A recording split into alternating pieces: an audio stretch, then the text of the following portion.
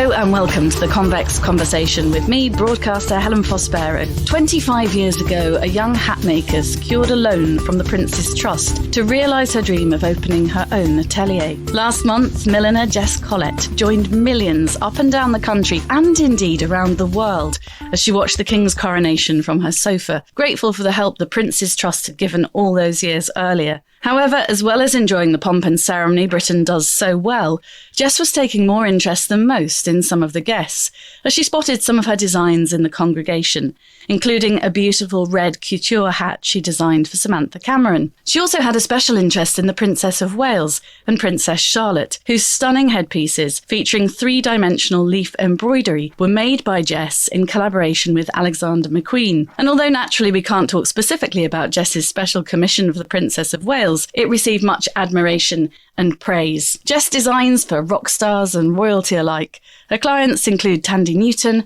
Helena Bonham Carter, Madonna, and Princess Eugenie. And she's been featured in all of the top fashion magazines. But she's passionate about making gorgeous hats accessible to all of us. And with Royal Ascot fast approaching, I'm at her studio in the heart of London's Notting Hill. Jess, I brought takeout coffee so that I can tempt you to take a well-earned break while we record this podcast. Just give me a flavour of how busy you are right now. Well, I have emerged from under a pile of pins and straws and ribbons and flowers and all sorts of other manner of trims that I can think of that people like to wear to Ascot. As an event like Ascot looms, do you suddenly get busier and busier with people suddenly realising they need something special to wear? All milliners, incredibly busy time of the year. Some people are organised, but most come last minute. And we just have these nimble fingers that keep on stitching away through the night. Unfortunately, the elves do not exist in my world. I wish they did. But it's busy and it's challenging, but it's also incredible to see all the designs out there. And it's wonderful because everyone's wearing hats. I know, it's such a hat occasion. And of course, Ladies' Day in particular. Are you making anything particularly extravagant this year? Because Ladies' Day is always an excuse, isn't it, for people to go a little bit more over the top and be a bit more flamboyant and daring and wanting to be seen, I suppose, in what they're wearing. Some are daring and flamboyant, but my main aim is really to make the person who's come to have a commission made feel their best, feel elegant, feel confident, and also feel comfortable in what they're wearing. Because I think if you have someone who has got a creation on their head that they don't feel comfortable in or a bit awkward underneath it, you can tell. And then that doesn't bring the best out of the hat or the person, I don't think. So yeah, my main aim is to make the wearer feel fabulous. Looking back, I've been a massive fan of hats all my life. I think I suit hats, which is nice. My mum always said you suit hats. Well, you know, because I've worn your hats and actually borrowed one of your beautiful hats for a garden party for Bernardo's at Buckingham Palace, which was lovely, but also had one of your early trilbys, your felt trilbys, and definitely going to order a summer traveller, which is great. But it was my nan who gave me the love of hats, and she just said that it made her feel lovely. And you've always loved them, haven't you? I have. My mum said that I asked for my first hat when I was 5, I think. But it really came from dressing up. I suppose when I delved into the dressing up box and put on an outfit, when you put on the hat, you feel that you can assume that character and be that character, and that can take you places or wherever you want to go. So for me, the hat is the cherry on the top and the final piece, which makes you really feel who you want to be. Because I think hats can transport how you feel about yourself. If you're wearing a hat that you love, you feel confident, you hold yourself in a different way. This is what it's like for me anyway. They actually give me confidence. Yeah, they give me confidence too. And when you come into the studio, I get really excited about looking around and lots of coloured ribbons and feathers and different shapes and fabrics. And do you think some of that love came from growing up in your mum? Because she was an upholsterer, wasn't she, Mum? Yeah. She was an upholsterer and a dressmaker. And I was ill a lot as a child. because I had asthma. And when I was in bed, she taught me how to do tapestry and hand sew. So I suppose that's where the love of sewing comes from. And I think it's also therapeutic to sew. It's meditative because you're not actually thinking about anything. You're just sewing. So I suppose it's relaxing as well. And then what was the point, Jess, in life where you thought, actually, I'd like to make a career out of this? I don't think there was ever any doubt in my mind. I had a hat party when I was 7. I've always loved sewing and being practical and making things come to life. So I thought about going to university, and I think I even got myself into Bristol Poly, as it was then. And when it came to it, I suddenly realized, what am I doing? I can't even write essays. I'm going to hate it. I'm going to find this so difficult. So I think at that point, I really thought about it and said to myself, what do you want to do? And so I just went to a milliner in London and said, please, can I come and work for you? I know how to sew, but I really want to do this. And, she said yes. So I was an apprentice after I left school for 2 years with Edwina Ibbotson. That's how it started. And did you enjoy that time? Was that a really lovely creative 2 years with her? Yeah, she taught me everything. She taught me all the skills, and she learned all of the old craft. I mean, she learned from Philip Somerville, who was very big in the 80s. And I think he made the Princess of Wales's hats. And so she taught me all of those old traditional skills which have been passed down through the generations of hat makers, of which I hope to pass down as well to other people trying to learn, because I think it's really important in this day and age. It's important to me that the skills do get passed down because it's precious. It feels like it's, with all the technology kind of rising around us, that these crafts are endangered almost. I know that sounds ridiculous, but I do feel a bit like that. No, I think you're right. This goes back hundreds of years, doesn't it, hat making? And it would be a shame if those skills didn't exist anymore. I mean, even the block makers who, if you think my studio's messy, they literally are under a pile of dust. But I don't know if anyone's going to want to do that anymore because it's such hard work. Their fathers did it and they passed it on. When you talk to young people today, they don't really want to do that sort of thing. They'd rather go into technology. I don't know if that's true or not, but that's what I hear. There's nobody who wants to take on those manual, hard jobs. What are the block makers? The block makers sounds like happy families, doesn't it? It does, actually. The block makers make the wooden blocks and they carve them from wood, from beech wood. It's like sculpture. Yeah, they really are beautiful. And they also make the blocks out of aluminium, but the process in which they do it is really fascinating if you go there, because it's just not how you would imagine it. It's very manual. And then do you keep those for years, Jess? I mean, I'm looking at one now that's a solid piece of wood, isn't it? Do you have kind of treasured blocks that last a lifetime? Yeah, well, I know lots of people have them as decoration in their house because basically they're the form of the hat, but only in wood. So, yeah, they make good, what do you call them, treasures to have around your antique and just treasures. Nice to kind of touch and look at, really. I think what's lovely when you say about your atelier being messy, it does not messy to me at all. I feel like a child when I come and see you here. It feels like a dressing up box, and it feels like you kind of have this magic. I mean, we were just trying some hats on before we started the podcast, and you've got different coloured ribbons and you can just put it round a hat and bring it to life and see whether it suits or not. I know it's a business, Jess, and I'm sure there's a lot of stress that comes with having your own business and property and a team. But is there a lot of pleasure from putting these designs together and really seeing them come to life? I feel so grateful every day. I'm so grateful for doing this job. I absolutely love it. I enjoy picking out the ribbons and creating something and then being able to stitch it together and bring it to life and making the wearer feel that I've made exactly what they wanted. It's sort of like problem solving as you're going along. Like, how can I bend this feather? How can I contract this fabric to do this, to make that shape? And I guess it's having a material and then your creativity is bringing it to life. So, yeah, I really love this job, and there obviously are difficult bits to it. But I try and delegate those bits. But also, I think you're very good at seeing the person. I think you're a real people person. I mean, we've known each other a long time. I suppose I'll fess up now. Our kids were at primary school together, so we've had many playground conversations. But I think you know people, and that's important, isn't it? Because as you say, there's no point putting some incredible creation on somebody's head who isn't going to feel confident with it. The idea is to bring out that person's character and make them feel special.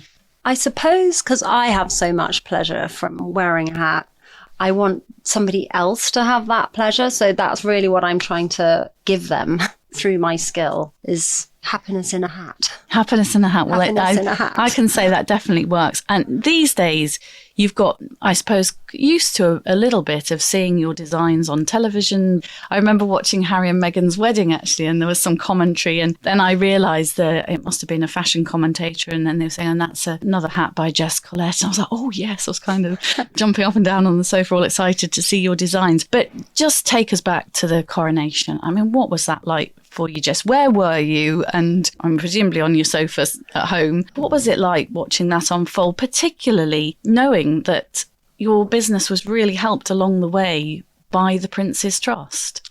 It was completely thrilling to see them come out. I'd been working so hard on them, and I wanted them to be the best that they could ever be.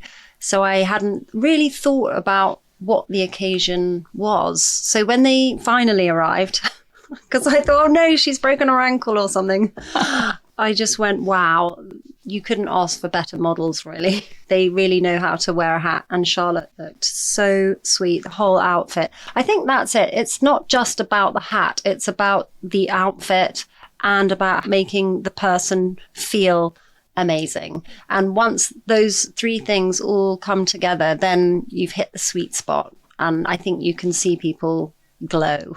Did you realise the enormity of the occasion? Because as I said in the introduction, it wasn't just millions of us in Britain. I mean, the coronation was watched globally, Jess, and in many ways, your work was kind of centre stage. No, I did not think about that at all. I just wanted to make the best headpiece I could make. No, I didn't think about that. But afterwards, obviously, I had so many lovely comments and emails and texts. And, you know, it was a really, I felt really, I suppose, how did I feel? I felt like, yes, this is it. This is how it feels to really have just made something really good. I don't really know how to explain it. It was like I'd waited all my hat life for that one moment, I think. Waiting all your hat life for that moment was just incredible. Can you describe what it was actually made of? We've said embroidered leaf, but is it fabric? I couldn't kind of work it out because it almost looked like a crown or a tiara kind of look about it. But I had no idea how you'd crafted it. Well, it was amazing to work with such artisans, you know, from Alexander McQueen, because you know what it's like to work with people at the top of their game. It's just incredible. It was just embroidered on both sides. It was a leaf created from wire, and then it was embroidered on both sides so that it looked good from all angles, because that's another thing that you have to take into account with hats. And yeah, I just sort of formed it together. And do ideas like that come easy to you, Jess, or are you sometimes over with pencils and paper for a long time? Do some things like that just really flow and you have a vision, or do you pore over things for hours and hours? I'm actually less pencil and paper. I'm not that good at drawing. And so I'm more of a hands-on cut, you know, bend. You just got to go for it. And then if it doesn't work first time, then you just try again, or you bend it. There's a lot of problem solving and covering up mistakes, or beautiful mistakes, in something like millinery. Well, I find that anyway. You know, you might do something and then that wasn't your intention, but that may lead to something better or greater, or you start again. It's definitely a process. Sometimes the best things, I think, always just flow through you and come out. It's a feeling. You feel something's going to be right, and then you just go with it. That's the only way I can explain it. But I do labour over things a lot as well. It's not all like that. I can really, I've thrown things out. I've thrown hats out of the window before because I'm tearing my hair out. So it's not all easy.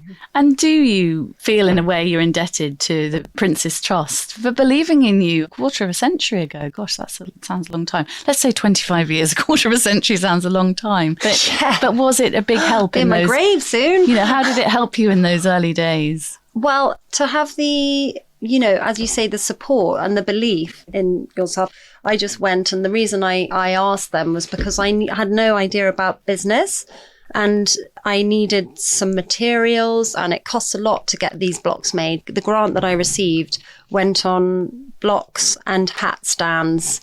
And also I had a mentor who helped me set up my account system. So really it helped me on my way. And I remember taking my sample hats because you had to take your samples with you and talk to some of the people, the representatives of the Prince's Trust.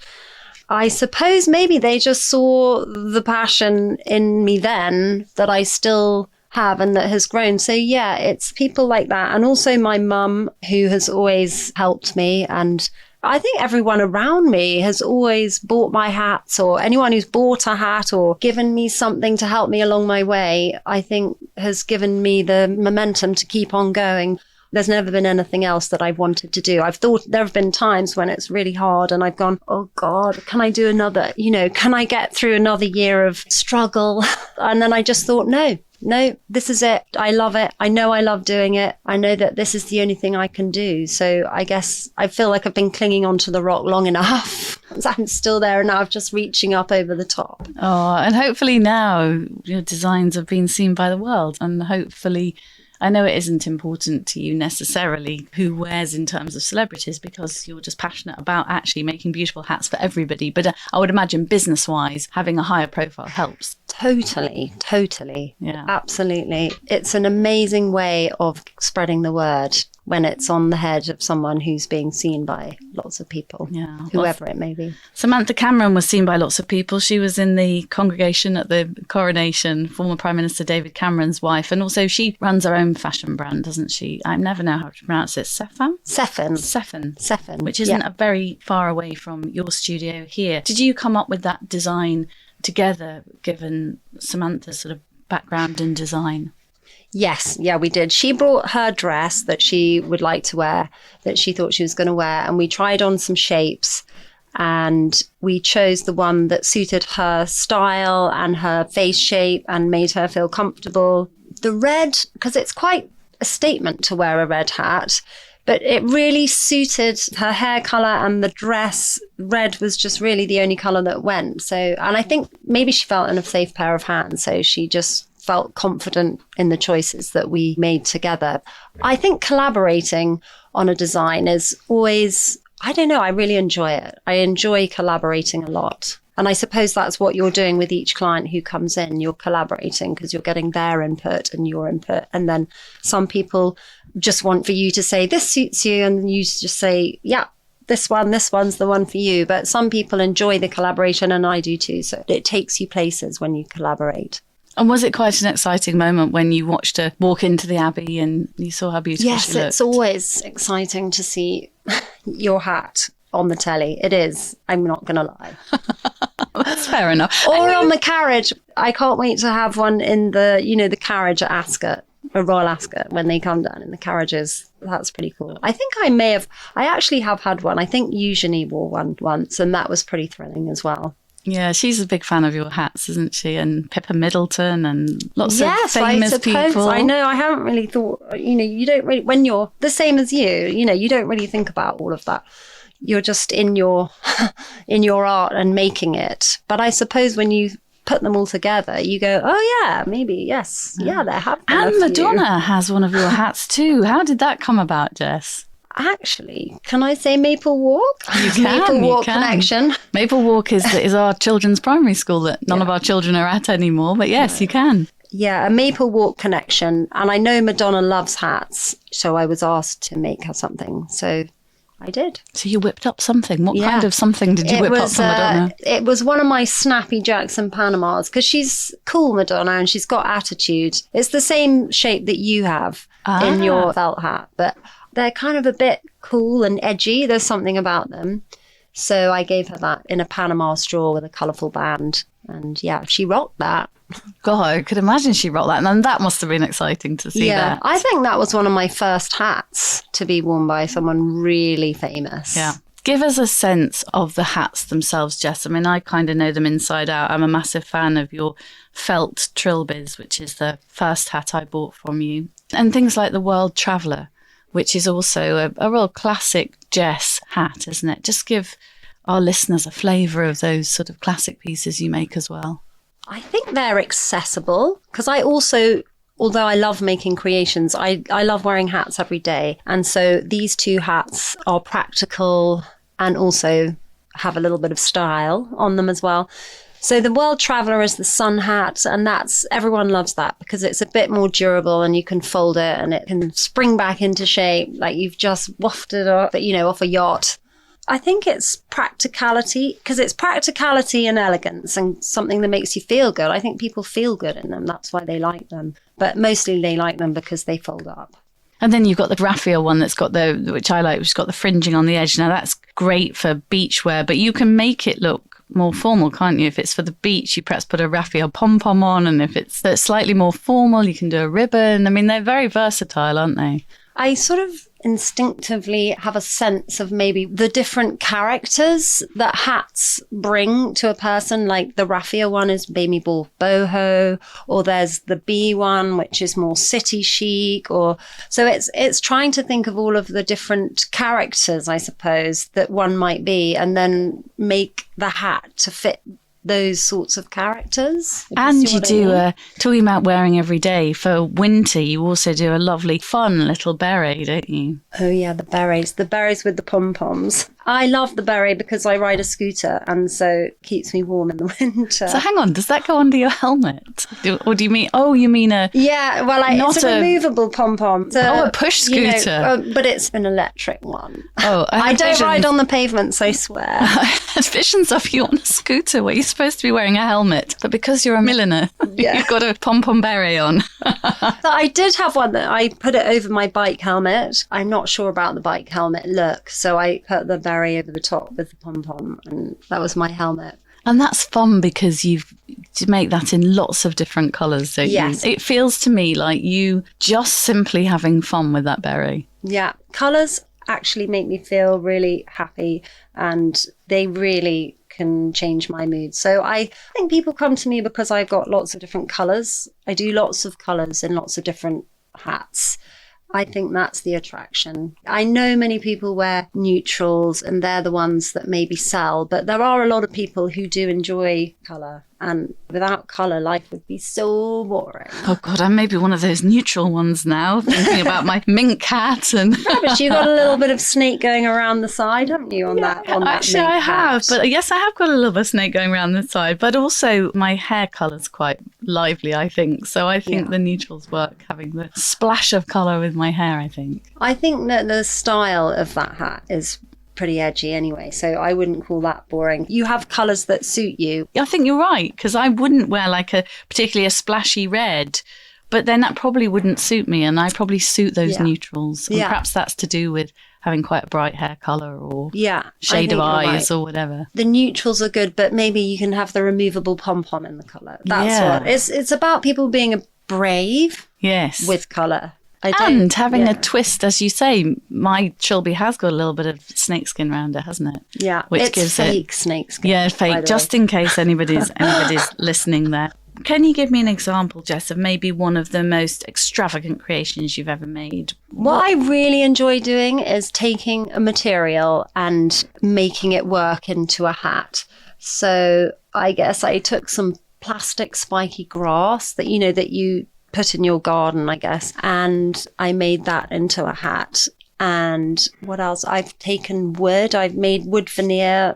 I've cut that into little squares and made a sort of artichoke-y looking hat. And fibre optics, I've made hats that light up. I haven't made one out of metal yet, but I'm sure that will come. But I think that's the challenge, is making hats out of an extraordinary fabric and seeing how that works. Because I reckon even a black plastic bag, if you're wearing it in the right way, I'm sure it could look good. It's just about how you wear it. I and know how that it's if styled. I definitely know that if it started to rain now and I hadn't got a hat with me, I'd normally got a hat. I've always got something in my bag. I like little beanie hats as well. I am a hat person. But I know that if there's one person in Notting Hill who could tie that black plastic bag on my head and make it look fashionable and stylish, that would definitely be you. A big bow, a big bow. I think so. I could feel fashioning it confident. into a I bow. remember when I went to Buckingham Palace, which sounds very flash. I've never been to a garden party in my life, but I'm an ambassador for the children's charity Barnardo's. And I went to Buckingham Palace with a fellow ambassador, the actor Neil Stooke. And I came to you and you lent me the most beautiful, large, I mean, extravagant for me, very large straw hat. And I felt $1 million in it, Jess. It just brought my whole dress to life. I had such a fun day and so many compliments on the hat. But yet the hat didn't overtake, if you like. It just made me feel confident. That's the thing, to not let the hat wear you, to actually feel that your whole outfit is pulled together and you get the compliments. The compliments come rolling in because you can't beat a compliment. If someone says to you, 10 people come up to you and say, wow, I love your hat, or wow, you look amazing, you just feel so good. That's really nice. And it really, you think, oh, it's like my soul feels good now. Exactly. My soul's glowing. My soul definitely felt good. Now, the other thing I really like on your hats is the beadwork that you use sometimes. Where's your beading from? Well, I try to use crafts people from all over the world. So on my World Traveller, I used some beautifully made beaded bands by a company in Tanzania called Sidai. And they have, you know, a network of women that come down and they sit in their HQ, the Sidai HQ, and they bead these beautiful, incredible pieces. And they're all made from, even the strings is created from, you know, rolling sacks, stripping the sacks and rolling between their hands to make cords. And then they're all beaded. And I just think that they're amazing. I love going to countries and discovering their techniques and their craftsmen and their artisanship, because they need to be used. And that's what I love to do, is to find these and try and put them on my hats to help breed craft and making. And because I don't want to lose that. It's important to me because I think it's human to do that. We are creative and there are amazing things out there to be discovered in all countries. Oh, I think so too. I went to Africa for the first time last year. I can't believe I've never been to Africa. I fell in love with Lewa in Kenya. And I went with the charity Tusk, the conservation charity Tusk. And we met some beading ladies who Tusk have basically transformed them into entrepreneurs. And they are now selling their beautiful beadwork all around the world and therefore helping bring money into their villages and helping in turn then build schools for their children and buy food. And it's extraordinary. The work that they do is absolutely breathtaking. And to watch them at work, Jess, there's nothing quite like that, is there? No, they're incredible. And really beautiful souls as well. Funny, big smiles, and they obviously enjoy it. And the community, it creates because they're all there beading together. And I love that. Do you get much time to travel? No. I wish I did. It's on my list of things to do. Now, I feel that the company is growing a bit and maybe I can delegate some jobs and then I can go and travel to other places to discover. I mean, I've done that now with my friend. I have creative friends kind of all over the world and they tell me, oh, you should do this or do that. And then we work it that way, which is technology is brilliant for that. But I definitely would love to do a bit more traveling. Well, and also the kids are older now, so yeah. Well, it would also be nice, though, to go traveling where, two countries that have lots of beautiful fabrics and colours, and perhaps bring some of those materials or ribbons or whatever they are back. Yeah. Here, there are amazing things in places like India, aren't there, where colours come to life and they're known for their fabrics. Yeah, and their embroidery. Yeah, the embroidery, incredible. And your mum must have been so proud to see what you've done, I'm guessing, knowing that you were perhaps inspired by her as a young child. She enjoyed seeing the business grow in those early days. Yeah, because I think she would have done the same thing if she were me, because, it was different in those days. Mum stayed at home and they looked after us. She ran an incredible home for us all, and making our clothes and creating like dens and all, do you know what I mean? Everything practical with your hands, doing the flowers in church, all of that kind of stuff. So I think if she'd been me in this day and age, she probably would be doing the same thing. So just ending on Ascot, because I'm going to let you go in a second because I know how busy you are at the minute. Is there a look particularly this year for Ascot, or does it not really work like that? She says, having been once many years ago as a journalist, but I don't really know a lot about the races. I think fashions come and go, and obviously people buy what's out there. And at the moment, I would say the long silhouettes, the long dresses, block colours, I think big brims, people are moving towards the less fascinatory things. Anything Kate wears is always a tick. And I think people are, after COVID, this is the first year I feel people are really like, yes, come on, let's go and enjoy our lives, go out and dress up and do all of these things. Because I think it's been pretty horrendous for a lot of people over the last few years. And I feel like we're coming out the other side. You don't hear that word too much these days. I don't think we really had the confidence to do that, did we? For a while, it was like, ooh, we're out now, we're not in lockdown anymore, but we're never sure whether there's going to be something else around the corner. And perhaps you're right, perhaps that confidence is coming now that, hey, let's get out there again, let's travel again, let's do some fun things. But I'm very excited that you said wide brims. I've never been much of a fascinator person myself. I like a big brim. Maybe it's because I like something to kind of peep from under. Maybe I'm a bit shy and I can hide under it sometimes. I don't know, I've never tried a fascinator, but I'm much more fond of the bigger hats. So it's good to know that those are back in fashion. And as you say, I mean, anything Kate wears, or indeed Princess Charlotte. I think she's a wonderful little fashion icon now, isn't she? In her own right. She'll have to wait a few years till she's allowed to go. But yes, exactly. I think you can go when you're 17 or 18, 17 or 60. I can't remember. She's certainly your youngest client. Something like that. She is, actually. I hadn't thought about that, apart from dressing up my own children. Yes, but I suppose the highest profile youngest child. Yes. What a great start in life to be wearing one of your headpieces.